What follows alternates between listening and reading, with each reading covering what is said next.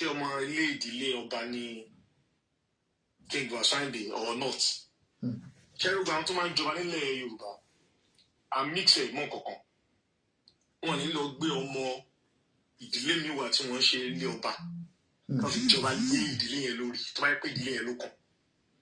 Odidi Awujale ẹni tí yóò jẹ oyè náà yóò múra gidigidi ní o. Láti ìgbà tí Ọ̀túnba Wasiu Ayinde Anífowóṣe ti jáde láti du ipò Awujale tó sì sí láti ọ̀dọ̀. Ẹ̀yin èèyàn ẹ gbọ́ sí lóòótọ́ lọ́ba tọ́ sí Alhaji K1. Àwọn kan ní Alhaji K1 àwọn ò tán mọ́ ìdílé ọba. Àwọn kan ní wọ́n gbówó fún Alhaji K1 ní pé kán fi wá jọba. Ẹ gbọ́ sí lóòótọ́ ni ẹ wo ẹ wá nǹkan kan ìfìdílé kẹ gbọ́ nǹkan tí wọ́n sọ nínú fídíò yìí. As much as possible pé ìdílé ti fẹ́ gbà jáde rè wọ́n wá ní ìdílé yẹn bá wọn tán sorry ìdílé tẹ́lẹ̀ fẹ́ gbà jáde yẹn wọ́n wá ní àwọn kọ́ lọ bá kàn wọ́n rò pé àwọn kọ́ lọ bá kàn. Meanwhile this Ayinde that you are talking about wọ́n bá ní gbogbo àwọn tó ń ìfẹ́ jáde I am not talking about ọmọlúàbí. I'm not talking about richness. But somebody, the political power that you need to get anything in Nigeria, he has it. Whether you like it or not, I am not arguing with you, anybody. Just argue with your keyboard. But when it comes to Oti Moyon, Ayinde Oti Moyon Ju, he's got the political backing that we all need. Look. Èkó mi tí gbogbo wa ń pariwo kò sọ́ba tó jẹ ní Èkó tí ò sí ọwọ́ Ifá ńlá ń bẹ. Ifá Àbújá kò sí ẹni tí ọwọ́ wọn ò sí ń bẹ. Kò sí ọba tó jẹ nílẹ̀ Yorùbá tí Ifá Àbújá ò mọ̀ ń pa ẹ̀ o. You know that ọ̀rọ̀ lọ́balọ́ba kò ń ṣe nǹkan tó yẹ pé fà àti tẹ́lẹ̀tẹ́lẹ̀ ni o. Ẹ̀yin lẹ máa bá Fúlàní tán Abíọ́lá Ojúrẹ̀dá ẹ̀yin lẹ máa bá Fúlàní tán. Àtijọ́ ló máa ń gbé Ifá sílẹ̀. That was why K1 went to the other family. Tí wọ́n ti feel pé even táwọn bá lọ bá Aṣíwájú that is Ifá Àbújá táwọn bá rí dájì mi Popsi mo ti sọ fún yín látijọ́ yìí mo fẹ́ di Awujale of Ijebu land. Tí Ifá Àbújá bá ní no you cannot, you know I don't want trouble. Ayinde máa rán Ifá Àbújá létí o. Ṣé kí n sọ fún yín? Nígbà tí Ayinde bá ní Ifá Àbújá o, a ní yes Ifá Àbújá o, what is your name? My name is Tinubu. Daddy, are you sure your name is biologically Tinubu? Ifá Àbújá, are you sure your name is Tinubu? Right from the sunshine, not from Ìgbárìjì àbí kí ló kàn lú yẹn? Ẹjọ́ kí ló kàn lú yẹn náà? Ìgbárìjì àbí kí ló kàn? Are you sure your name is Tinubu? You are from royalty, go and sit down, Jade. No matter what are you talking about? What? Ito shiwo o kéré sí ẹ láti máa sọ ton buku. O kéré sí ẹ and daddy mi. Mo fẹ́ di ọmọ ọba. Mo dẹ̀ fẹ́ jọba. Okay, now let's do it the right way. Go to your family members. Àwọn ẹbí wa ní it is good. We are ready for you. You have shown your interest. Thank you so much, Oremi. Grace Awe, I love you, sis. You have shown your interest that you want to become the king. But àwa ò ní bá wa tán níbí yìí o. Fún Ṣẹ̀gbùwà. Tí ọba kàn. Okay. Now, you said you are from our family. All right. Let us see your lineage wakening. Ayinde bá mú lẹ́tà.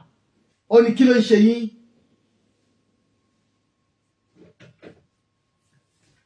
You know what? Some of you don't know how to constructively, write on someone's page.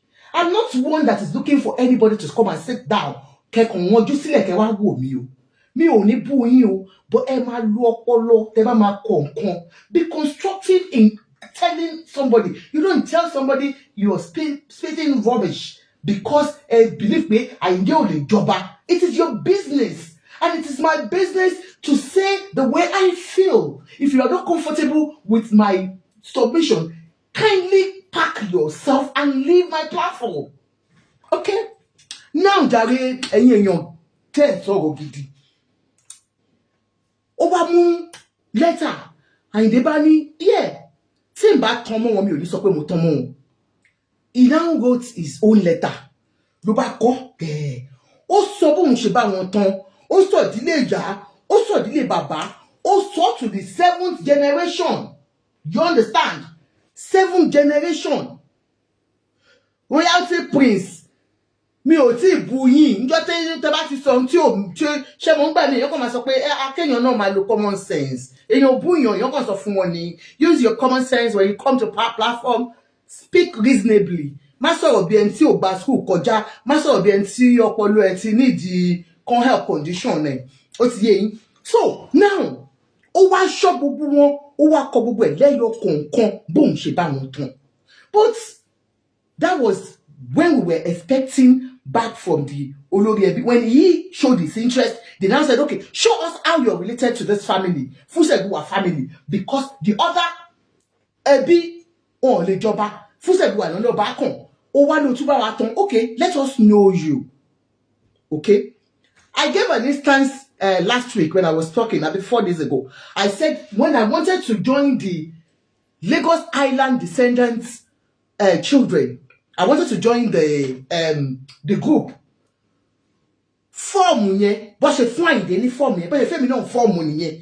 Ká ní mo fẹ́ lọ jẹ nǹkan kan lÉkòó náà, torí mo fẹ́ jẹ Erelu, ó ti yé yín lÉkòó. Tí bá fẹ́ jẹ Erelu gbogbo ilẹ̀ máa dáwó, ó ti yé yín. So, tí Erelu tí ó wà ńbẹ̀ tó bá ti lọ ni kò ń ṣe nísìnyí o, tó ti yé yín. Ẹ bá ti pa Erelu sí, tó bá ti lọ, tó bá ti dàgbà tó bá ti lọ. Èmi fẹ́ jẹ Erelu lÉkòó, ó ti yé yín. Ọmọdé sùnmọ́ ló wà ńbẹ̀ nsìn, èmi máa jẹ, tó ti yé yín. Gbogbo ilẹ̀ máa dáwó because olówó ló ń jẹ, so gbogbo yín pátápátá máa fi nǹkan sẹ́nu fún sọ̀rọ̀ fún yín ni. Ẹ máa dáwó by all means. Máa dẹ̀ lọ jẹ Erelu Èkó, ó ti yé yín. Sí mọ́mí wa bá ti dàgbà tó bá ti lọ, ó yé yín. So wọ́n wá ní kí n fill form yẹn, and I saw the form. Ta ni olórí ẹbí yín ní ìdílé tẹ́ ti wá? Ó ti yé yín. Why, sister mi? Wọ́n ní ta lè lórí ẹbí mi? Who is the present olórí ẹbí now? Wọ́n béèrè. The past olórí ẹbí, wọ́n béèrè. Kí ni nọ́mbà ilé yín nísàlẹ̀ Èkó? Wọ́n béèrè. Ó ti yé yín. Gbogbo nǹkan yẹn pátápátá náà máa béèrè, because you are asking to be part of this family. If we ẹbí Ẹṣinokun tí mo ti wá, tí mo bá lọ bá wọn pé èmi mo fẹ́ jáde, mo fẹ́ di Erelu, wọ́n máa bi mí lókè, ta ni ìyá ẹ? Màá sọ ìyá mi. Ta ni ìyá ẹ? Wọ́n á sọ, ta ni ìyá bàbá ẹ? Wọ́n máa ń béèrè nísàlẹ̀ Èkó nìyẹn o. Wọ́n burú nísàlẹ̀ Èkó. Ta ni ìyá bàbá ẹ? Màá tún sọ. Ta ni ìyá ẹ? Níbo ló gbà? Ṣé mọ̀? Màá wá ṣàlàyé bó ṣe jẹ́. Ó ti yé yín. I am not from Badagry, sis. Bó ṣe máa béèrè gbogbo ẹ̀ nìyẹn. Now, ngbà tó wá bí tán bí ní gbogbo yẹn, èyí tèmi ò mọ̀, because we have a family group tá ti máa ń ṣe ẹbí ọmọ ẹbí, ó ti yé yín. Ìyá ìsàlẹ̀ Èkó descendants, ibẹ̀ ni ọmọ Dísù lábù lọ. So inú ìyá ìsàlẹ̀ Èkó descendants yẹn, mo wá lọ pa àwọn cousins mi kan, àwọn yẹn lọ sún wọ́n lé dáadáa. Mo ní wọ́n ti ń béèrè question tó lé o. You understand? Pé wọ́n ti ń béèrè question tó lé o. Èmi ò mọ ilé yo, mo mọ address ilé wa ní number 59 Ṣọ̀gbọ́n Street. But mi ò mọ ta ni olórí ẹbí yín sìn. Who is olórí ẹbí yín? Please, can you tell me who the past olórí ẹbí is? Because mi ò kí lọ ṣe meeting ní Ìsàlẹ̀ Èkó. Ó ti yé yín. The same thing tí wọ́n bí Alhaji Wasiu Ayinde. And I said, when people were saying pé wọ́n mọ̀ fẹ́ yọmọ lẹ́nu ni, mo ní nǹkan tó necessary náà bí wọ́n. Because ìwọ tó bá ń claim pé ọmọ ẹbí nìyẹn, tí wọn ò dẹ̀ mọ̀ ẹni ìdílé yẹn, they want to know, okay, ta ni ìyá tó bí ẹ, ta ni ìyá tó bí ìyá láyà ẹ. So wọ́n right. Alhaji wa kọ́ fún wọn pé yes, You are not wrong. Do you understand? You are not wrong. Abolipiti. You are not wrong. Wọ́n wá kọ gbogbo ẹbí wọn lẹ́yọ kọ̀ọ̀kan wọ́n tò. Nígbà táwọn ẹbí wá rí lẹ́yìn. Báwọn ẹbí ṣe gba lẹ́tà. Àná ti gba lẹ́tà inú mi dùn. Mo ní yes, they have accepted our letter. They now know where we belong. Anyway, they now went into the letter and they have responded to K1 the ultimate today. Wọ́n ní ẹ fẹ́ gbọ́. Ọmọ nífo irú kílẹ̀ yìí ọmọ nífo wọ́n ṣe. Ọmọ nífo irú kílẹ̀ yìí ọmọ nífo wọ́n ṣe. Wọ́n ewúrẹ́ dúdú wọ́n múre kó fá. Ọmọ nífo wọ́n ṣe. Wọ́n má kú tọ̀wọ̀ lọ́jọ́ wọ́n múre ní Ọ̀ṣun. Ọmọ nífo wọ́n ṣe.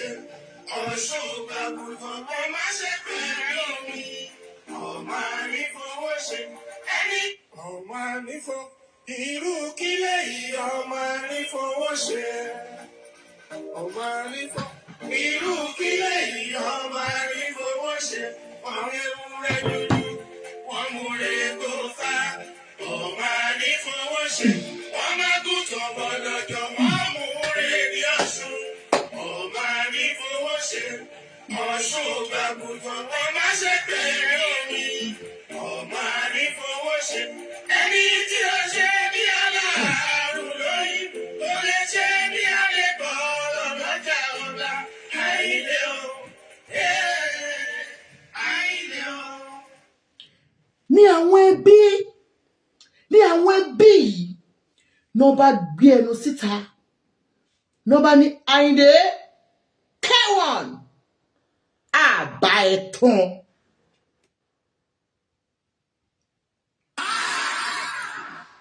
Ń tarí gbọ́ lé nìyẹn o. Ohun tí àwọn ẹbí yìí, nǹkan tí àwọn ẹbí adójú ti ní yìí tí wọ́n fẹ́ fi ojú tì wá rè. I have never seen ibi tí àwọn mọ̀lẹ́bí ti jókòó tí wọ́n ní àwọn ò bá yàn tán. Àwọn mọ̀lẹ́bí ti fún dádì mi ní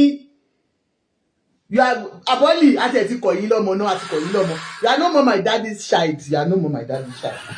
You are no more my daddy's child. Let's hear from the family. Ọ̀rọ̀ Awujale, àwọn alátakò ti dìde sí Wasiu Ayinde o. Ohun tó bá dára kì í ṣe fẹ́ nìkan. Bí ọ̀rọ̀ bá sì ti di ọ̀rọ̀ ọba ńlá báyìí, odidi Awujale, ẹni tí yóò jẹ oyè náà yóò múra gidigidi ni o. Láti ìgbà tí Ọ̀túnba Wasiu Ayinde Anífowóṣe ti jáde láti du ipò Awujale tó ṣí sílẹ̀ láti ọjọ́ 13 oṣù keje ọdún 2025 yìí tí ọba Síkírù Káyọ̀dé Adétọ̀nà ti wàjà. Àtìgbà náà ni ọ̀rọ̀ náà ti dá awuyewuye sílẹ̀ láàrin ìdílé ọba Jade níbi tí ọkùnrin olórin fújì náà ti jáde. Lẹ́sẹ̀kẹsẹ̀ tí Pọ́n1 ti kọ̀wé ẹ̀ lọ́jọ́ 3 oṣù kejìlá yìí tí ìwé náà sì ti fọ́nká orí ayélujára ni àwọn ọba míì ti dìde pé kò sóhun tó jọ o. Àwọn yóò bá du ipò náà, àwọn yóò sì takò dáadáa. Àwọn míì gan kò tiẹ̀ bá ti Wasiu wá o. Àwọn kan sọ pé àwọn ní ipò náà tọ́ sí ni. Bí a sì ti ń wí yìí, àwọn ọmọ ọba tí wọ́n ti fojú hàn láti ìdílé Jade yìí ti pé 3-4. Bẹ́ẹ̀ làwọn míì ń múra láti jáde. Ó tiẹ̀ jẹ́ láti inú oṣù kẹwàá lọ́jọ́ 18 oṣù náà ní Ọ̀túnba Gíwá Abíọ́dún Ọ̀nànúgà ti kọ̀wé tiẹ̀ pé òun náà fẹ́ jẹ Awujale. Àsìkò yìí ọ̀rọ̀ náà tó jáde sí gbangba gan pé Ọ̀nànúgà náà ti jáde o. Ọ̀nànúgà ní kọ́kọ́ Ọláṣẹ ní Ọ̀tún ti jáde, bẹ́ẹ̀ sì ni Ọ̀túnba Babátúndé Alátiṣe.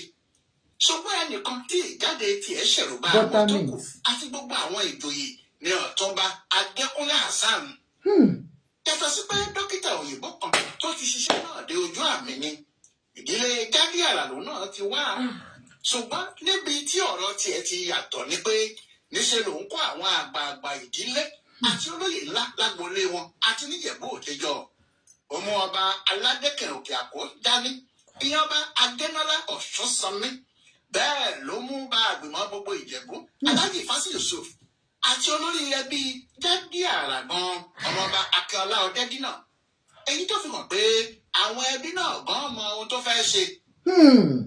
Àwọn èèyàn sì ròyìn ọkùnrin yìí pé ó pẹ́ tí òun ti ń bá àwọn ìgbìmọ̀ lọ́balọ́ba níjẹ̀bú òde ṣe bẹ́ẹ̀ ló sì súnmọ́ kábíyèsí Adétọ̀nà tó wàjà gbágbáágbá. Ohun tí àwọn èèyàn wá ń wí ni pé nígbà tó di ọjọ́ kejì tí Wasiu Ayinde jáde ni ọmọọba yìí náà tún jáde. Ó ṣeé ṣe kó jẹ́ àwọn àgbààgbà kan ni wọ́n fà á síta pé kó tètè jáde láti wá kó Wasiu lójú kó sì fi ara ẹ̀ hàn bí ẹni tó kún ojú òṣùwọ̀n gan-an. Àwọn alábòsí family. Ṣùgbọ́n nínú àwọn yìí àwọn kàn fẹ́ bá Wasiu du ipò náà ni àwọn kò kọ ẹni tó bá jámọ́ lọ́wọ́. Èyí tó le nínú ọ̀rọ̀ oyè náà báyìí ni ti àwọn kan tó ń takò Wasiu Ayinde pé kì í ṣe ọmọ ìdílé lọ́balọ́ba. Bẹ́ẹ̀ làwọn míì ní ó ti di ìdílé méjì tí ó sọ pé òun ti wá láàrin ọdún méjì síra wọn. Àwọn yìí ní nígbà tó fẹ́ jẹ oyè Ọ̀túnba Ìjẹ̀bú ìdílé àwọn afìdípọ̀tẹ̀mọ́lẹ̀ ló lóun ti wá. Ìyẹn ló sì ṣe di Ọ̀túnba afìdípọ̀tẹ̀mọ́lẹ̀ níjẹ̀bú òde. Torí Wasiu ní ọmọ ibẹ̀ lòun ṣe ni o pé àfi bó ṣe tún yí padà bìrí tó ní ọmọ Fòṣẹ́bùwà lòun. Torí pé ibẹ̀ ni ọba kan báyìí àwọn yìí náà ni kò sóhun tó jọ pé nígbà tí ọ̀rọ̀ bá dé ojú ẹ̀ àwọn yóò ṣe kinní náà láwẹ́láwẹ́ fún un. Àmọ́ nínú gbogbo àwọn alátakò yìí tẹ́nìkan tó kọ̀wé síta lórí ọ̀rọ̀ yìí ló le jùlọ o. Ọmọọba Sàlámì Àbúrò ọdún sí ni. Ó kọ lẹ́tà yẹn. Ó fẹ́rẹ̀ má sí àwọn èèyàn pàtàkì ní Ìjẹ̀bú Òde tí ìwé náà kò dé ọwọ́ wọn. Bẹ́ẹ̀ náà ló kọ sí ìjọba ìpínlẹ̀ Ògùn àti ìjọba ìbílẹ̀ Ìjẹ̀bú Òde tí ọ̀rọ̀ náà kàn gan-an. Lẹ́tà náà le díẹ̀ ó jàre. Nítorí láti ìbẹ̀rẹ̀ ló ti mú ọ̀rọ̀ náà tó sì sọ ìdí tó Wasiu Ayinde kò fi lè jẹ Awujale láéláé. Olórí ẹbí Fòṣẹ́bùwà tí Awujale kan ìdílé ẹ̀ ló kọ́kọ́ kọ lẹ́tà náà sí. Ìyá ọmọọba Lateef Owóyẹmí láti ọ̀dọ̀ ẹ̀ ni wọ́n sì ti pín lẹ́tà náà káàkiri. Báyìí ni lẹ́tà náà ṣe lọ. Ó yá kà fún wa. Sí gómìnà Dàpọ̀ Abíọ́dún lórí ẹbí Lateef Adédayọ̀ Owóyẹmí àti gbogbo ẹ̀yin odi àti ìgbìmọ̀ lọ́balọ́ba Ìjẹ̀bú Òde. Èyí ni ìpè pàtàkì pé káàdì ipò Awujale ilẹ̀ Ìjẹ̀bú mú gírígírí o. Ká sì má ṣe jẹ́ kí wọ́n pa ìtọ̀sẹ̀ ìdílé run níbi tí wọ́n ti ń forúkọ àwọn tó fẹ́ jọba sílẹ̀. Ẹ̀yin èèyàn ńláńlá yìí gẹ́gẹ́ bí ojúlówó ọmọọba láti ìdílé Bubiade tí a jẹ́ ẹ̀ka kan nínú àwọn lọ́balọ́ba Fòṣẹ́bùwà tí ó ya Awujale yìí kàn báyìí wọ́n kọ̀wé yìí sí yín pẹ̀lú ọkàn wíwo àti ìrètí pé ẹ ó fòótọ́ yanjú ọ̀rọ̀ yìí ni. Mo fẹ́ fi dá yín lójú pé ìwà ìbàṣàjẹ́ àrífín àti ẹ̀gbin gbáà ní lẹ́tà tí Alhaji Wasiu Ayinde Adéwálé Ọlásùnkànmí Ọmọgbọ́láhàn Anífowóṣe kọ ìyẹn tí wọ́n ń pè ní Pam1 tàbí King Wasiu Ayinde. Lẹ́tà tó kọ síta lọ́jọ́ kẹta oṣù kejìlá 2025 yìí pé òun náà fẹ́ jẹ ọba Ìjẹ̀bú Òde tó sì ń kí ara ẹ̀ mọ́ ìdílé Jade Àrà láàrin Fòṣẹ́bùwà. Bẹ́ẹ̀ oyè tó jẹ níjọ́sí Ọ̀túnba afìdípọ̀tẹ̀mọ́lẹ̀ ti fi hàn pé ìdílé àwọn afìdípọ̀tẹ̀mọ́lẹ̀ ló ti wá. Ipò kẹta sì lè yí wà nínú ètò jẹ́ kí n jẹ oyè Awujale. Mo fẹ́ rán yín létí bí a ṣe ń jẹ oyè ọba Awujale ní ṣísẹ̀ntẹ̀lé o. Gẹ́gẹ́ bí wọ́n ti là á kalẹ̀ nínú òfin. Ìdílé Aníkìláyà ló ṣáájú. Fòṣẹ́bùwà àwọn tó kàn yín ló tẹ̀lé. Lẹ́yìn náà lọ́kàn afìdípọ̀tẹ̀mọ́lẹ̀ àti Gbélébùwà. Àwọn ọmọọba ọkùnrin láti ìdílé wọn ní máa jẹ Awujale. Àfi níbi tí kò bá ti sí ọmọkùnrin nìkan lóbìnrin lè jẹ. Nínú ìdílé Fòṣẹ́bùwà yìí níbi tí Alhaji Lateef Owóyẹmí ti jẹ́ olórí ẹbí ẹ̀ka mẹ́rin làwọn náà pín sí. Jade Àrà tó jẹ́ àkọ́bí Fòṣẹ́bùwà ojúlówó Bubiade àti Túnwàṣẹ. Ẹnikẹ́ni tí wọ́n bá wá fẹ́ fà kalẹ̀ láti dupò ọba láti ìdílé mẹ́rẹ̀ẹ̀rin yìí ọ̀nà yá ẹni tí wọn ló lè tọpasẹ̀ ilé wọn láti ìbẹ̀rẹ̀ títí dé ọ̀nà jíjìn dáadáa. Ìyẹn ló ṣe jẹ́ pé èyí tí Wasiu Ayinde ń wí yìí ìtọ̀sẹ̀ ilé wọn kò lè jẹ́ kó ṣeé ṣe. Ọjọ́ kẹta oṣù kẹta ọdún 1957 ni wọ́n bí Wasiu Ayinde sí ìta Àgàràwú láàrin Èkó. Alhaji Ayinde Anífowóṣe ni bàbá ẹ̀ oníṣòwò ọmọ Ìjẹ̀bú Òde kan tí kò súnmọ́ ìdílé ọba rárá ni. Ìyá tó sì bí ìlú Péjú Èkìtì ló ti wá. Kò sí ìwé ìtàn ẹbí kan ọ̀rọ̀ àtẹnudẹ́nu kan tàbí àkọsílẹ̀ kankan tó sọ Wasiu papọ̀ mọ́ àgbọ̀nlé Jade àrà tó ń sọ ìrara. Nínú oyè tí wọ́n fi ọkùnrin yìí jẹ tẹ́lẹ̀, Ọ̀túnba fìdí pọ̀tẹ̀ mọ́lẹ̀ ni. Èyí sì fi hàn bí ẹni tó ṣeé ṣe kó jẹ́ ìdílé náà ló ti wá. Àmọ́ láti wá yípadà bìrí kó ní ìdílé Jade àrà ló ń ti wá yìí, ọ̀rọ̀ tí kò lẹ́sẹ̀ nílẹ̀ tí ò sì ṣeé gbà wọlé ni. Ọ̀rọ̀ tó wá wà nílẹ̀ yìí, olórí ẹbí ló kàn o láti fi orúkọ ẹni tí kì í ṣe ọmọ ìdílé ọba kan ránṣẹ́ sí àwọn tó ń ṣètò láti fi Awujale jẹ. Olórí ẹbí tó bá ṣe bẹ́ẹ̀ gbàgbọ́dé ni o. Ó ta ogún ìdílé wọn, ẹ̀gbọ́n ayérayé sì ni. Ẹni náà yóò ba ètò jẹ́ kí n jẹ́ tó ti wà nílẹ̀ Ìjẹ̀bú láti ọjọ́ yìí wá jẹ́ mi. Yóò ba òfin tí àwọn afọbajẹ ń tẹ̀lé lórí ọ̀rọ̀ ìyá Awujale jẹ́. Yóò fààyè gba àwọn àjòjì láti kàn déédéé wá kí wọ́n ní àwọn yóò jẹ ọba Ìjẹ̀bú Òde. Bákan náà ni kò ní jẹ́ kí àwọn aráàlú tilẹ̀ ní àpọ́nlé kan fún ètò ọba jíjẹ mọ́. Bẹ́ẹ̀ ni yóò fi pa Awujale Ìjẹ̀bú wọlé káàkiri. Ọdún 65 65 years ni ọba wa tó wàjà lò, tó sì fi àsìkò náà gbé ìṣọ̀kan, ìlọsíwájú àti pàtàkì ipò ńlá fún ọba wa kalẹ̀. A ò gbọdọ̀ wá san lẹ́san aburú pẹ̀lú fífi ipò náà wọlẹ̀ nípa sísọ di ipò àwọn kárí ni ajó fún ìbò tàbí àwọn tí wọ́n kàn fẹ́ mú ìfẹ́ ọkàn tí wọ́n ṣe lásán. Mo wá fi tọ̀wọ̀tọ̀wọ̀ bẹ̀ àwọn ìdílé Fúnṣẹ́gun wa pé kí wọ́n kọ ìwé mo fẹ́ jọba tí Wasiu Ayinde kọ sí wọn yìí, kí àwọn odi ṣìwádìí ìtọ̀sẹ̀ ìdílé ẹnìkọ̀ọ̀kan tó bá jáde pé òun nífẹ̀ẹ́ sí àtijọba yìí. Kí gómìnà pàápàá sì rí i pé ọmọ ọba tó kún ojú òṣùwọ̀n pátá ni wọ́n fi sípò náà. Ẹ jẹ́ ká ṣàpọ́nlé fún olóògbé Awujale Síkírù Adétọ̀nà nípa fífi ọmọ ọba tí kò ní àríyànjiyàn nínú pé ojúlówó ni, ọmọ ọba tó nírẹ̀lẹ̀ tó sì kájú ẹ̀ pẹ̀lú ìtọ́sọ́nà láti ọ̀dọ̀ Ọlọ́run sípò yìí. Kí Olódùmarè fún wa lọ́gbọ́n tí a ó fi ṣe o. Kí àwọn alálẹ̀ sì dáàbò bo àpèrè Awujale ilẹ̀ Ìjẹ̀bú o. Báyìí ni ọmọ ọba Sàlámì Àgòrò ọdún sì ti wí nínú lẹ́tà ìdókọ sí àwọn èèyàn ńláńlá Ìjẹ̀bú Òde àti ìpínlẹ̀ Ògùn, tí àwọn èèyàn púpọ̀ sì ń kan sára sí pé ó kárí láé bí ọ̀rọ̀ náà ti rí, ó sì ti gbọ́dọ̀ rí ló ti sọ jáde yẹn. Àmọ́ àwọn míì náà ti sọ pé kí á wádìí ohun gbogbo dájú láti di èyí tí ṣòdodo mú ni o. Pé Wasiu Ayinde náà kì í ṣe kúrúǹtù. Kò ṣọmọdé. Kò sì lè gọ̀gọ̀gọ̀. Ó má mọ ilé bàbá ẹ̀ o. Ó sábọ̀dọ̀ mọ ẹni tó bí òun. Wọ́n ní yóò kó àwọn ìwé kan kalẹ̀, aya àwọn èèyàn yóò já o. Àwọn yóò sì rí pé kì í ṣe òfegè ní gbogbo ohun tó ń sọ. Àwọn míì náà ní gbogbo làwùlàwù tí wọ́n sì ń ṣe.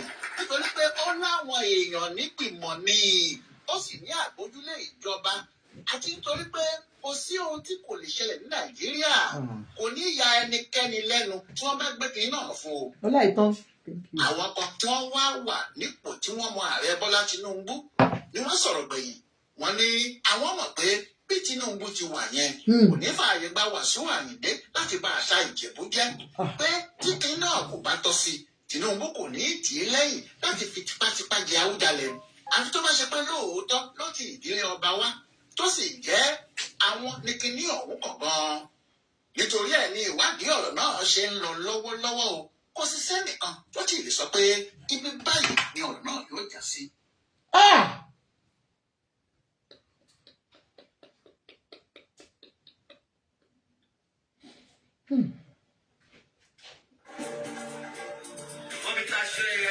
Ọmọ ànífọ̀ irú kílẹ̀ yìí ọmọ ànífowó ṣe. Ọmọ ànífọ̀ irú kílẹ̀ yìí ọmọ ànífowó ṣe. Àwọn ewúrẹ́ dúdú wọ́n mú egbò fá. Ọmọ ànífowó ṣe. Ọmọ àgùntàn gbọ́dọ̀ jọ wọ́n mú ebi ọ̀ṣun. Ọmọ ànífowó ṣe. Ọ̀ṣun gbàgùntàn ọmọ ṣe tẹ̀lé mi. Ọmọ ànífowó ṣe. Ẹni tí ó ṣe bí aláàrù lórí, ó lè ṣe bí adẹ́kọ̀ọ́ lọ́jà ọba. Ayinde o, Ayinde o. Ọmọ ànífọ̀ irú kílẹ̀ yìí ọmọ ànífowó ṣe. Ọmọ ànífọ̀ irú kílẹ̀ yìí ọmọ ànífowó ṣe. Àwọn ewúrẹ́ dúdú wọ́n mú egbò fá. Ọmọ ànífowó ṣe. Ọmọ àgùntàn Sọ̀kọ̀ lọ́jọ́ wọ́n mú rè ní Ọ̀ṣun. Ọba ní fowó ṣe. Ọ̀ṣun gbàgùtàn ó má ṣe bèrè omi. Ọba ní fowó ṣe. Ẹni tí ó ṣe bí aláàrù lórí. Ó lè ṣe bí alẹ́bọ̀ lọ́jà ọba. Àyíndé o. Ayé ò mà ní mú wa o. Ẹ̀yin èèyàn. Àwọn ẹbí Fùsẹ̀gbùwà ti dá Popsi lóhùn o. Wọ́n ní kò kì í ṣe ọmọ ẹgbẹ́ àwọn. Wọ́n láwọn ò bá wọn tán. In fact, as at today, wọ́n ń ṣe show lóríṣiríṣi. Wọ́n ń ṣe show lóríṣiríṣi fún wọn. Àwọn ẹbí Fùsẹ̀gbùwà wọ́n jáde tán. Wọ́n láwọn ò mọ Wasiu Ayinde. Àwọn mọ̀lẹ́bí ti kọ bàbá mi o, ẹ̀yin èèyàn. Àwọn mọ̀lẹ́bí sọ pé Ayinde ò bá wọn tán. I told you, mo nígbà tẹ́mi náà fẹ́ join ẹgbẹ́ kan nísàlẹ̀ Èkó. Wọ́n ní kí n lọ mọ àwọn ẹbí mi wá. Mo dẹ̀ mú gbogbo wọn wá. Mọ́mí kọ́ lè wo ni ṣé mọ̀ yìí, kí ni ṣé mú nú ẹ̀? Kí ni ṣé mú? Ẹ lọ ẹ fi mí lẹ̀ má bá yín jà o. Ara ń ta mí o. Ara ń ta mí gidi gan o. Mo lè fọ́gò o. Okay? Àìmọye àwọn ẹbí tó pé wọn love èèyàn. Wọn mọ̀ bí àtúpẹ́ Ayinde ti jẹ́ ọmọ gíga nílé ayé. Toró ti ga. Toró ti ga. Bí àtúpẹ́ ti ga àbí. Kí ni ẹ fi lẹ̀ rò pé mo máa ṣe é sì? Junior exclusive tí mo ti lọ sanwó aṣọ fún. Ṣẹ́fẹ́ kó wó aṣọ mi kó gbé ni. Ó ní àwọn ẹbí kan tó yẹ pé wọ́n ti rò pé on a very serious note now. The thing is, the whole family has come to say now that K1 the ultimate is not ẹbí àwọn ẹbí àwọn. Ó ní kò ń ṣe ẹbí àwọn. So nísìn wọ́n ti pìtàn fún wọn. Ó ti yé yín. Wọ́n pìtàn yẹn jìnnà. And ṣẹ́rí K1 tẹ̀ ń wò yẹn. Mo mọ̀ pé sí wọ́n máa wá sókè alábòsí ẹ̀sìn. Alábòsí ni kí lẹ̀ ń wá. Ajẹ́pẹ́ mi iṣẹ́ alábòsí olóòótọ́ ni mí. Ó yẹ sọ̀rọ̀. Olóòótọ́ kì í lẹ́ni. Okay. Èpè tí bàbá ẹ̀ṣẹ̀ yẹn ti pọ̀ ju gbogbo ẹni tó bá lóhùn oníjọba bó ṣe máa rí fún wọn. Kí ló dé? Níbo ló ti ṣe pé èmi ò rí yẹn o. Mi ò rí o. Mi ò rí. Mi ò rí. Orin ló fi ṣe mọ̀wọ́ tí bá ti wà máa sẹ́ǹdì ẹ̀ sí. Irọ́ mi ò rí. Bàbá tèmi ò ṣépè. Abiyamọ kì í ṣépè láíláí. Wò ó má sórí nítorí tí ẹ gan ni mi ṣe ní búwà sí púpọ̀ jù. Okay, ẹ má bù. Ẹ kò sọ̀rọ̀ ni. Ẹ má bù. Ọ̀rẹ́ yà mi ṣe bàbá o. Kí ló ṣe bàbá mi? What happened to my daddy? Wo suwọ́ bíbí ọ̀rọ̀ àwọn èèyàn kan. Yes. Bàbá Tinubu kan ti sọ fún pé kó gbójú ń bẹ̀. Ṣé ẹ má má dá kíní lóhùn? Ṣé kíní lè dá lóhùn? Balógun Èkó irọ́ ni Balógun ń pa. Balógun kì í parọ́ òdodo ló ń ṣe. Ó yá. So wà mẹ́gbà tó pè jókòó. Kí ló dé tí bàbá ẹ̀ ń change title ṣe bí ìlú fọ̀tẹ̀gbílẹ̀ àbíkí ló ti wá family. Ẹni kan máa bọ̀ lẹ́kìtì à ń dúró dè wọ́n àwágbó òfin wọn lẹ̀ kan máa bọ̀ Èkìtì. Ẹni tí máa ṣe MC fún. Ẹni kan máa bọ̀ àwágbó òfin wà ẹ̀ àgán yẹn Wasiu mú kẹ́ padà bọ̀ lulé. Àwọn àṣà àdàkùn ẹ̀ o. Wasiu lápá Èkìtì jẹ́ ká bọ̀ lulé. Àwa ìlú péjú ló ń sọ̀rọ̀ yìí kọ́ máa padà bọ̀. Okay. Ṣé ẹ fi wọ́n jọba ní ìlú ti yí? Àwọn bàbá méjì mẹ́ta. Ẹ̀yin ìlú yìí ò lajú. Ìlú ti yóò lajú. Ìlú yóò lajú. Rọ́dà mi àbọ̀ àpadà lulẹ̀ fi wọ́n lẹ̀ ní Ìjẹ̀bú ká ti bá wọn mú. Ẹ máa padà bọ̀ nílé Wasiu a máa fi yí. Orúkọ Wasiu ti change báyìí ó ti di ọ̀gá mi Wasiu. Ọmọ ẹ̀pẹ́ gbogbo àwọn ẹ̀gbọ́n èèyàn ní Èkìtì ọ̀gá mi ni. Ọ̀gá mi Wasiu ni. Ọ̀gá mi Wasiu ulé ti yá kẹ́kẹ́ rẹ̀ jẹ́ ká bọ̀ lóńdó. But I don't know MC. Ẹ jẹ́ ká sọ òtútọ́ náà one by one. Tíwájú ò bá ṣe ń lè yá ṣe padà sílé Èkìtì. Ṣé ẹ̀yin ò rò pé ẹni sùúrù? Do you think he doesn't have a tie to that throne? to that family, not the throne, to the family, and you think he will come up and say something like that? Wasiu is not from Ijebu. Huh? What did Ijebu claim to tell him? Niger style. Yes, sir. Ishola Ade. Ẹ jẹ́ káwọn sọ̀rọ̀ tán. Ṣé MC ti sọ̀rọ̀ tán? Wọ́n ti sọ̀rọ̀ tán. Mi ní sọ̀rọ̀ tán. Ní sọ̀rọ̀ tán. All right, ó yá, ẹ̀yin ẹ sọ̀rọ̀ Ishola Ade. Ẹ kálẹ́ sir. Yes, sir. And I so cherish you so much. Oh, wọ́n ṣe. Èwo ni ká pẹ̀lẹ́, èwo la bò sí? Èwo lẹ kú àbòsí?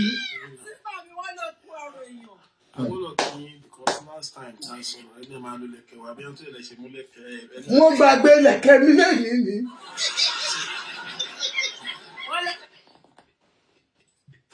On a serious note,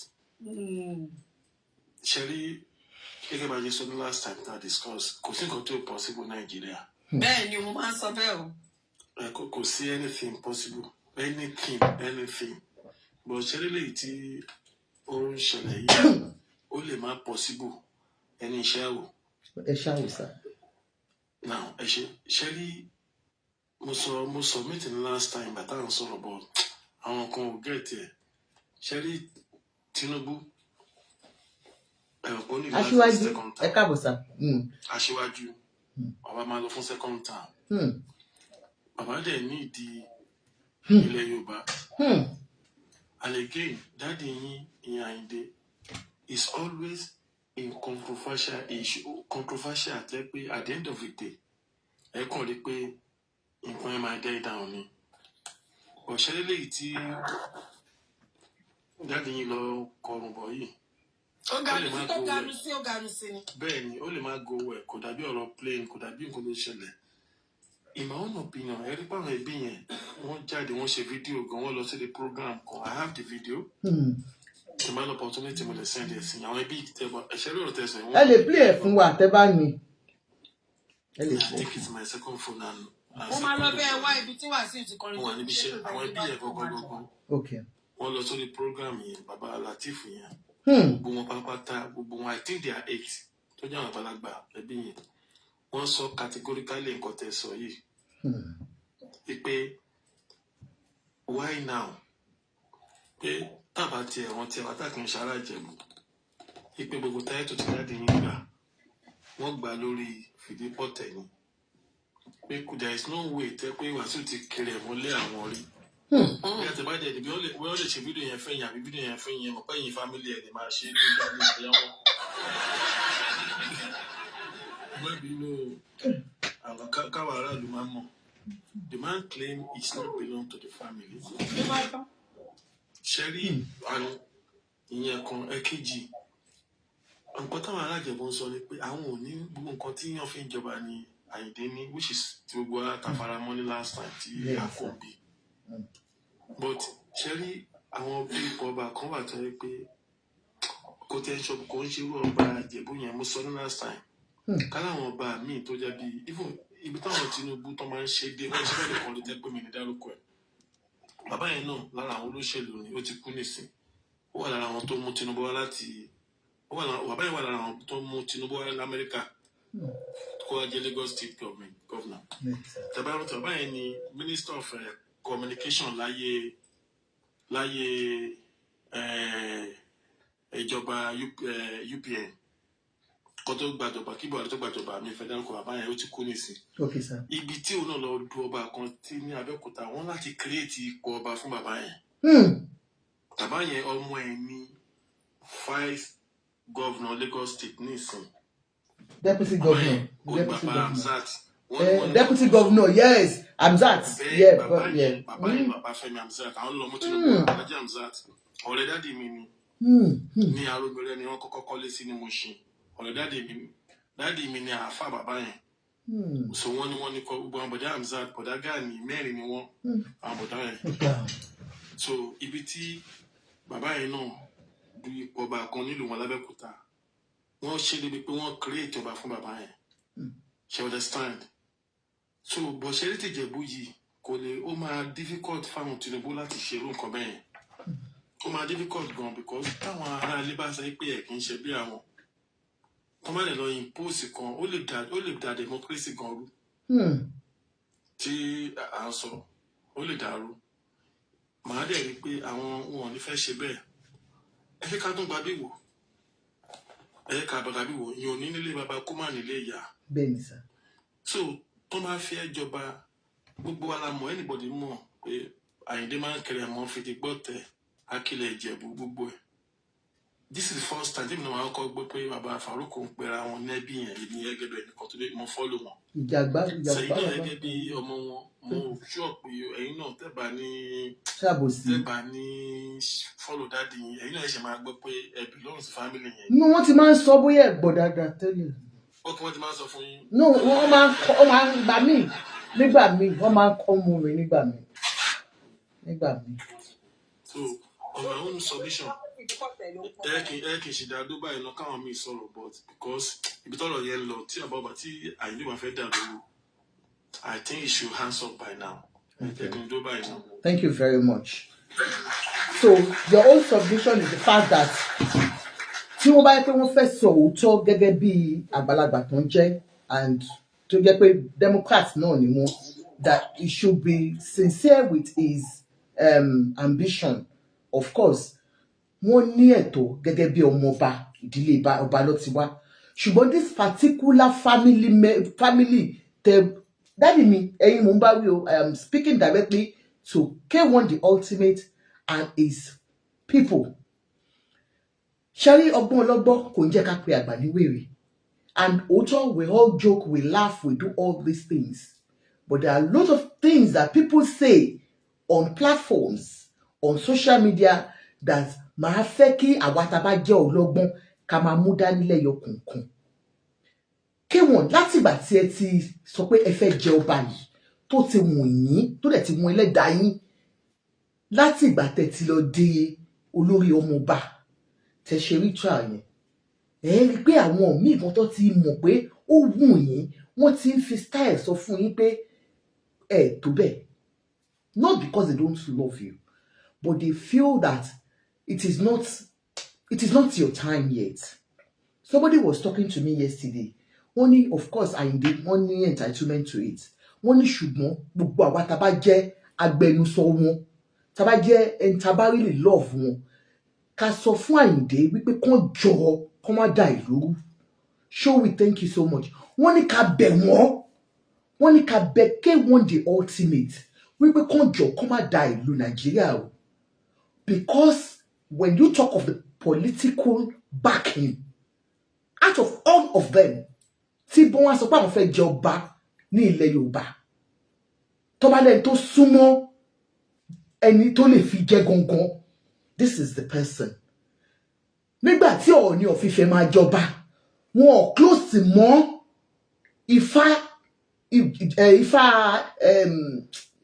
Ifá gbogbo Nàìjíríà débẹ̀, wọn ò close mọ́. Àwọn èèyàn mú wọn lọ bá wọn ni. Ìgbà tí Gandhi máa jọba, wọn ò close mọ́ Ifá Àbújá, wọn mú wọn lọ bá èèyàn kan mọ́ èèyàn kan ni. Ìgbà tó bá Ọ̀yọ́ tó máa débẹ̀, wọn ò close mọ́ Ifá Àbújá àti ọba Ìwó. Ṣé you understand? So sincerely, tó bá lẹ́ni tó close mọ́ èèyàn débi iṣan, bàbá tèmi Àjọkẹ́ close mọ́ Ifá Àbújá o. Wọ́n wá ní ká wá bẹ̀ yín. Wọ́n lọ mọ̀ wọ́n ẹ̀tọ́ yín ni o, torí pé ẹjọ́ ọmọ ọba K1 the ultimate. Wọ́n ní but ẹ jẹ́ ká ṣe bó ṣe jẹ́ kó ṣe tó. Gbogbo àwọn ọmọ ọba ti wá dìde, àwọn fùsẹ̀gbùwà tẹ́lẹ̀ bá tán yìí, àwọn ti wá jáde lénìí gẹ́gẹ́ bí ẹni tó nífẹ̀ẹ́ yín. Ojú gbà mí tì nígbà tí àwọn ọmọ ọba ń sọ pé o kì í ṣe mọ̀lẹ́bí wa. Mo sọ fún yín nígbà tí mo lọ gba fọ́ọ̀mù, kó máa kọ síbẹ̀ nínú fọ́ọ̀mù pé Àjọkẹ́, you are not our mọ̀lẹ́bí. Ó ti yé yín. Bóyá ìwà yín close máwọn kan ni o, I don't know, but nǹkan ọ̀tìjú èmi yìí ni mo rí pé wọ́n, but as a politician mo mọ̀ pé K1 the ultimate ò care nípa politician. Wọ́n máa sọjọ́ tó dó ìyá ẹ̀, ibi tó ti dó ìyá ẹ̀, wọ́n máa sọ̀kò àwọn ò care nípa yẹn. But ó máa ní àwọn nǹkan ìtàn tó ń pa yìí. Bí Sóyè ló kọ́kọ́ wá pa ìtàn burúkú, ó ní wọn ò sin bàbá yín sí Jẹ̀bú. Bí Sóyè aláṣọ jáàmù ló kọ́kọ́ sọ yẹn.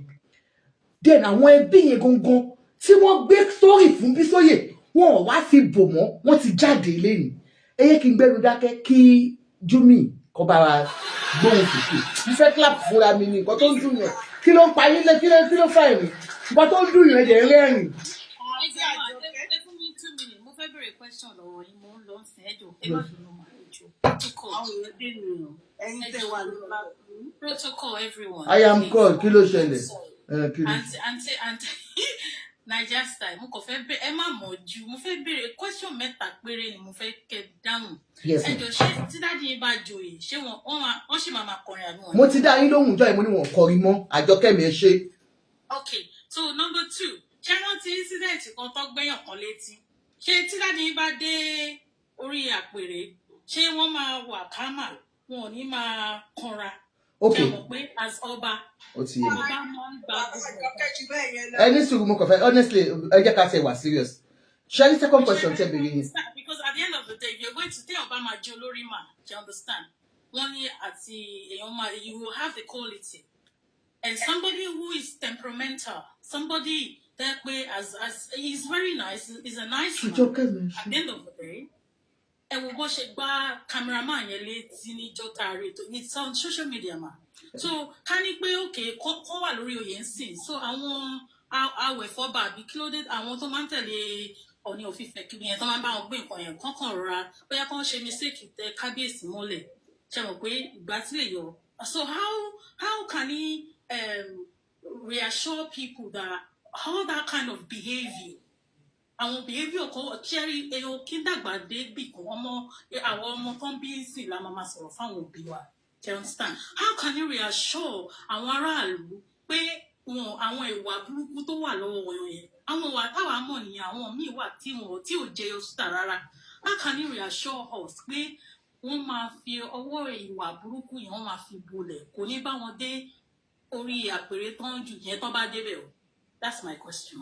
ẹ ṣe méjì tẹfẹ bẹ ẹ ṣe ìgbọ̀n mo ti dá yín lóhùn pé first one yẹn kò sí ipò téèyàn bá fẹ́ lọ even tó bá fẹ́ di president gan tó yẹ pé bóyá local government ló wà tẹ́lẹ̀ wàá kó ń bẹ̀ wàá lọ mú fọ́ọ̀mù mi jáde ni so he cannot and ipò ọlá ni ipò yẹn wọn ò lè tún máa fi adé orí máa fi kọrin mọ́ that is one then secondly mo fẹ́ kí gbogbo yín rántí o K1 the ultimate ní kọ́kọ́ ní kọ́kọ́ sọ pé àwọn fẹ́ jẹ ọba o Adégáyé kí ló ń jẹ́ King Sunny Adé ṣe àpò wọn fún wọn lóyè nídìílé wọn náà ni wọ́n deny wọn ni so there is no big deal if K1 the ultimate comes out today and show his interest in this ọbaṣip so for everybody tó sọ pé ó ti ṣe kiri kan ó ṣe so pé wọ́n wá di oyè ìdílé ẹ̀ yẹn òun kọ́ ló kọ́kọ́ máa ṣe King Sunny Adé náà ṣe wọn ò fáwọn náà jẹ ní so kò ṣe big deal then secondly so mo ti dá yín lóhùn yẹn wọn ò kọrin mọ́. Then secondly, Sherry Binu kò mọ̀ pé oníkíní òun ò ṣe kíní kọ. That is not his usual person. I know everyone has their own way. Kò yé yín. Àwọn tó bá súnmọ́ Ayinde wọ́n ti wá sórí program wọ́n ti sọ fún yín. Wọ́n ní he is a disciplinarian. There is no doubt about it. Kò yé yín. Ẹ dẹ̀ mọ̀ bàbá tó bí mi lọ́mọ náà bó ṣe burú nìyẹn. Mi ò parọ́ fún yín. Ó ti yé yín. But ṣé mọ̀ pé òótọ́ ó máa ní ẹlòmíì wọn lè hold ara wọn. You understand? But Sherry nǹkan tá a sọ yìí ipò tó ń lọ ipò tó máa tọ́ wọn gan sọ́nà fúnra wọn ni wọn ò ní ìdásí ẹjọ́ Mr. Ìṣọ̀lá bá mi mute ẹjọ́ ipò tó máa fúnra wọn náà ní láti kọ́ èèyàn ẹ kó máa ń dé ipò kan téèyàn máa dé jẹ́ pé you don't need to be taught about all these things that position comes with the prestige it comes with everything téèyàn ń kọ́ so ẹ má wọrí wọn ní fọyàn létí tó tán.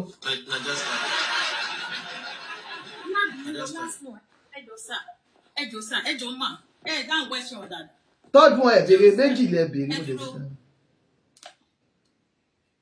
Má sọ ọ́ down question but I will take it down. Number 3 question meaning as a polygamous as he is. You understand? Because at the end of the day, if you're going to be Emma Binu, èwo lẹ mú mi sọ̀rọ̀ alábòsí èwo lẹ mú mi sọ pé mo fẹ́ mú mi. As a polygamous as he is, ẹjọ́ olóríwó ló máa tẹ̀lé wọn lọ sáàfin ìyẹn tán bá jọba ẹjọ́. Nígbà tí ọba Adéyẹyè tó máa jẹ ọba ẹ lọ bèrè lọ́wọ́ anybody Bukky Bombata àti wọ́n ti jà wọn sí pọ̀ together mọ́. Wọ́n dẹ̀ pé kó wọlé káwọn jọ jókòó. Do you understand? So meanwhile, K1 the ultimate ẹ lọ ká ní gbogbo kọtẹ tí ń kà lórí social media. Ìyàbọ̀ wálé ló máa jókòó àmọ́. Ẹ ní sùúrù MC ẹjọ́ ẹ jẹ́ kí n sòótọ́ fún yín. Ní láti ọ̀tẹ̀ tí ń rí gbogbo nǹkan tó níjọ́ wo lẹ ti gbọ́ lẹ́nu K1 pé òun ti kọ̀yàwó òun. Ẹjọ́ nítorí Ọlọ́run mo kàn bẹ̀ yín ni. Mo bi yín question. The last interview that he granted to anybody, Stella Makoko, níjọ́ ṣe gbọ́ nǹkan tó sọ síbẹ̀. Ṣó sọ fún yín wípé òun ti kọ̀yàwó òun. Èèyàn lè ní problem pẹ̀lú marriage ẹ̀. Ẹ lè ní misunderstanding. I am not scapping now. I am serious. Ẹ lè ní misunderstanding pẹ̀lú marriage yín. And that was what happened between Ooni and his legal wife. Nígbà tó máa wọlé padà, tó máa jẹ ọba, òun ló jókòó tì wọ́n. So anybody náà lè jókòó tì kábíyèsí. Ẹ ṣé.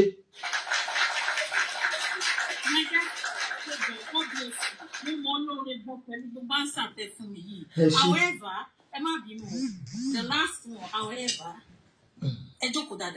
mo ń jókòó mo ń fẹ́ fún kí ní fóònù burúkú tó fẹ́ dànù tó dànù ní ẹ máa sọ̀rọ̀ lọ alábòsí. I am not.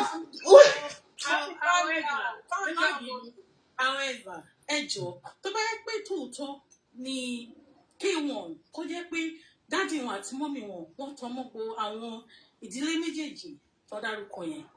Tó bá yẹ pé tòótọ́ ni o, ẹjọ́ ẹ sọ fún wọn pé kó má fi owó rìn, kó jẹ́ kí nature kó kárí iṣẹ́.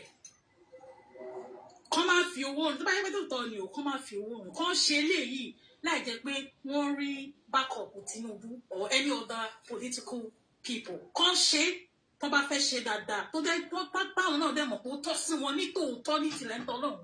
Kó má jẹ́ káwọn èèyàn kọ̀ọ̀kan bá wọn fowó rìn, or kó bá wọn fi ipò rìn, kó lè lẹ́nu ọ̀rọ̀ lọ́jọ́ iwájú.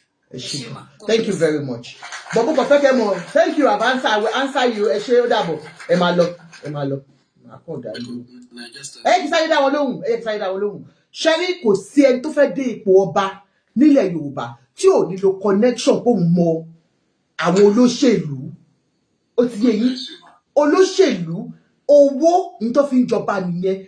Kò sí òtòṣì kan ò lè jọba kí ìlú yẹn kó gbòòrò. That is why now you see that they want somebody that is very educated, that has the connection to develop the ibi tó ti jọba sí. Ẹ wo, ká ní Ọọ̀ni ò ní nǹkan tó ní lọ́wọ́, kò ní connection tó ní lọ́wọ́, gbogbo nǹkan tó ń kó wọ Ifẹ̀, tó ń kó wọ Èkó, kò ní ṣe.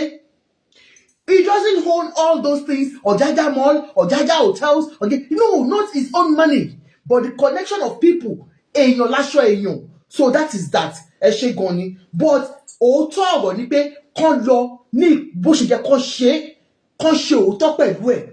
Tí àwọn ẹbí yẹn tó bá ní àwọn ò bá yín tán, you understand? Bàbá mi, ṣe ò bá àwọn ẹbí mi wọ́n máa ń jealous èèyàn. Ó ti yé yín. Táwọn ẹbí yẹn bá láwọn ò bá yín tán, ẹ̀wọ́ ẹbí mi, ó ti yé yín. Ó yá. Next person, ẹ fẹ́ sọ̀rọ̀ Ìṣọ̀lá. Okay, ẹ ṣe understand. Ẹ ṣeun gan. Mo fẹ́ ká realistic this time around. Yeah. My mini question yẹn kan. Màá ṣàlàyé ẹyọ kan fún yín. Ẹ mention ọ̀rọ̀ Sunny Adé. Despite the fact Sunny àwọn ìdílé yẹn wọ́n sọ pé kò ń ṣọmọ ìdílé àwọn tí ẹ rántí. It's from that royal house. But àwọn ìdílé yẹn náà fa ẹni tó wọ̀n sílẹ̀.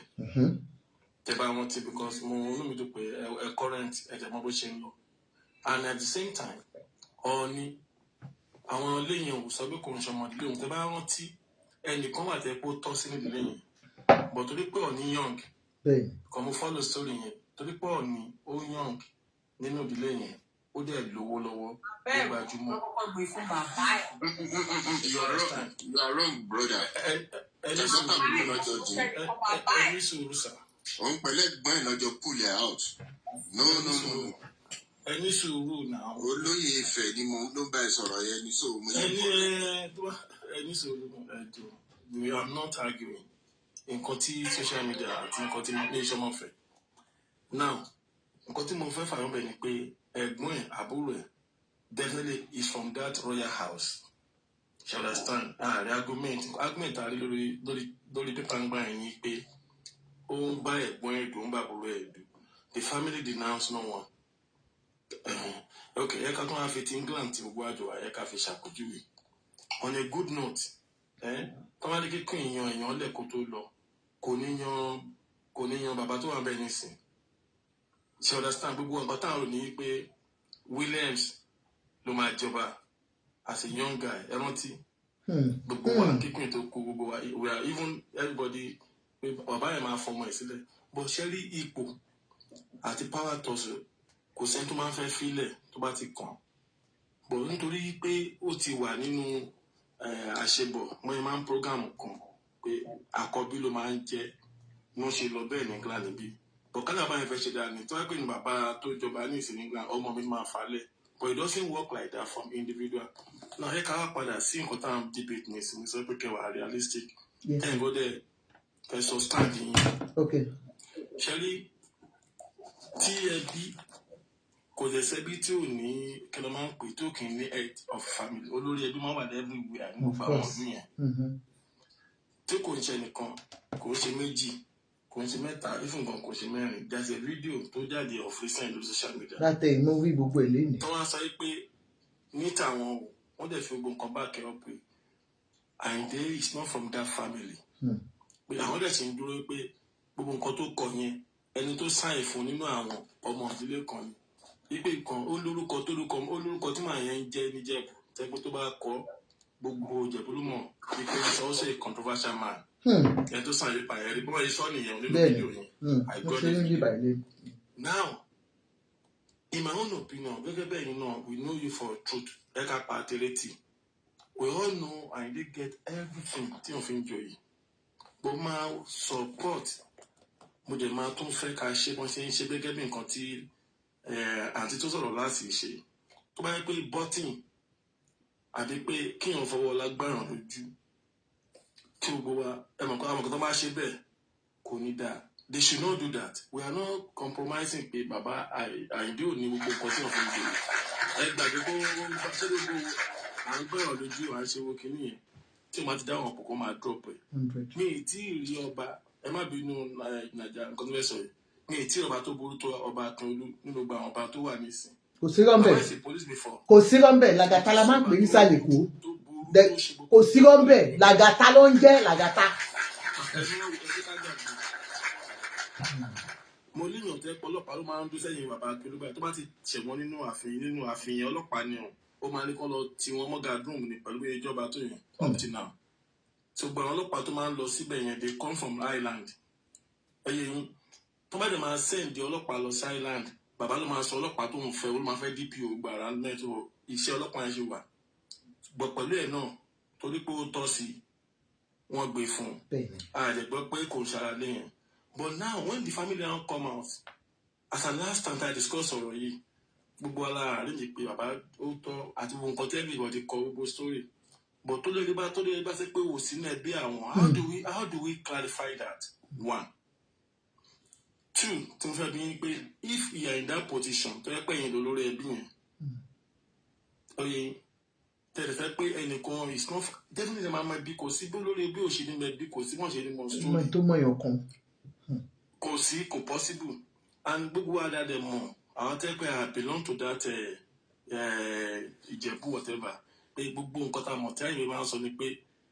ẹgbẹ́ báyìí lòun now it now comes to this side tó bá jẹ́ pé ìlú lórí ẹbí yẹn tẹ́nìkan bá jáde wá bẹ̀ yẹn one how do you feel one secondly tó bá jẹ́ pé ẹkún wọ́n wà ní other side of political side tẹ̀wá nílùú òpó Tinubu yẹn wọ́n máa ní pé onílù òkè fẹ́ kó tú kí ni advice máa fún Ayinde ẹṣẹ́ ní kejì ẹ̀kẹta tí máa fi stop tó bá jẹ́ pé ẹ̀yin tún wá lè wà nípò Ayinde mẹ́ta ẹ̀yàn pé ìwọ̀n mẹ́ta mo fún yín nìsín mo fún yín ní pé ẹ sọ̀rọ̀ nípa pé ẹ̀yin lórí ẹbí ẹ sọ̀rọ̀ gẹ́gẹ́ bíi pé ẹ̀yin ni Tinubu ẹ wá sọ̀rọ̀ gẹ́gẹ́ bí Ayinde you understand what next you will do. Okay, thank you very much. I appreciate you. Number one, gẹ́gẹ́ bí olórí ẹbí tó wá pé lóòótọ́ Wasiu kò ṣe ọmọ wa ọ nítorí pé gbogbo aráàlú ń sọ̀rọ̀ wípé nítorí pé ó gbé ìdílé méjì jáde so kò ṣe ara wa. I will do my own thorough investigation to ensure that òótọ́ Wasiu ní lineage to that family. So mo rò pé olórí ẹbí ti ṣe yẹn dáadáa wọ́n ti wádìí dáadáa kọ́ máa rò pé torí pé ó jẹ́ Wasiu ó ti yé yín kọ́ máa rò wípé ẹni tó nígbéraga ni because most of the things tí mò ń kà lẹ́nu ni pé ó nígbéraga sáwọn ẹbí àbẹ́ anything tó bá pẹ́ lóòótọ́ Wasiu Ayinde jẹ́ ọmọ ẹbí yín bàbá wa níjẹ̀bú tẹ́ jẹ́ family olórí ẹbí o ẹ jọ̀ọ́ àti gbogbo ẹ̀yin ẹbí ẹ ṣe òótọ́ ọ̀rọ̀ lórí ọ̀rọ̀ yẹn ẹ wádìí ẹ̀ dáadáa in any way tó bá pẹ́ ó bá yín tán tó bá pẹ́ ó bá yín tán ó bá yín tán díẹ̀ kò ń ṣe nǹkan kékeré o kò sí nǹkan tó jẹ́ pé díẹ̀ náà la fi tán no bó bá jẹ́ pé lóòótọ́ ó ní ẹ̀tọ́ síbẹ̀ ẹ ṣe bó ṣe jẹ́ kó ṣe. Then secondly káwálé mi ni the president tí ó yẹ pé àwọn fúnra wọn náà ẹ mọ̀ ìdí àwọn gan gbóná lọ́wọ́lọ́wọ́ màá ní tread carefully because ọ̀rọ̀ oyè ọ̀rọ̀ ọba nílẹ̀ Yorùbá wọ́n tẹ̀ tí kọ́kọ́ bá wa bàjẹ́ náà I'm not sorry to say because gbogbo nǹkan tó fi ń bú àwọn ọba lẹ́nìí nítorí pé wọ́n ti sọ wọ́n di political kings ni nothing else because everybody ti believe wípé kò sẹ́ni tó ń jọba with their own CV again is the CV of who you know that makes you the king and it's ó ti bastardize kìíní yẹn tẹ́lẹ̀tẹ́lẹ̀ láyé àtijọ́ Ifá ló ń ṣe nísìn it is who you know you understand even when tí ò tọ́ sí wọn fi jọba àti rí àìmọye àwọn tó fi jọba ní àwọn ìgbèríko yẹn tó jẹ́ pé ṣebí kan nínú wọn ló ń lo èèyàn tó ṣe sílẹ̀ máa pa ẹ́ bíbá ẹ̀ máa ṣe nítorí pé wọn ò tọ́ sí ni àwọn ọmọ garage àwọn ọmọ tí ò wúlò àwọn tó yẹ pé wọ́n ti ṣiṣẹ́ fún yín just because you are paying them back so please Ifá Nàìjíríà ẹ bá wa ṣe dáadáa àmọ́ pé àwọn náà ti gbà yín nígbà ẹ̀wọ̀n ẹ fẹ́ gbà wọ́n nígbà òjò but please be very careful in this because ẹ ti bà ipò in fact mo ní àwọn ọmọ Èkó tí ọ̀rọ̀ yẹn máa ń dùn tó jẹ́ pé àwọn ọmọ ìdílé ọba góńgón wọ́n á ní bó ṣe máa ń ṣe àwọn tó ń pera wọn lọ́ba yẹn ìwà tó ń wù ó máa ń dùn àwọn because ìdílé ọba góńgón làwọn kò dẹ̀ sí ọmọ ọba tẹ́ máa rí tẹ̀ ní rí dàsákè lára ẹ̀ ìwà ọba máa wà lára ẹ̀ ìwà àrẹ̀lẹ̀ máa wà lára ẹ̀ gbogbo ohun tá a fi ń jẹ́ ọmọ ọba ó máa wà lára èèyàn so that is that ẹ jọ̀ọ́ bàbá wa ẹ bá wa yọwọ́ kúrò nínú ọ̀rọ̀ ẹ má fi òṣèlú wọ̀tọ̀ wo ipò ọba yìí ẹ jọ̀ọ́ nítorí Ọlọ́run then for K1 the ultimate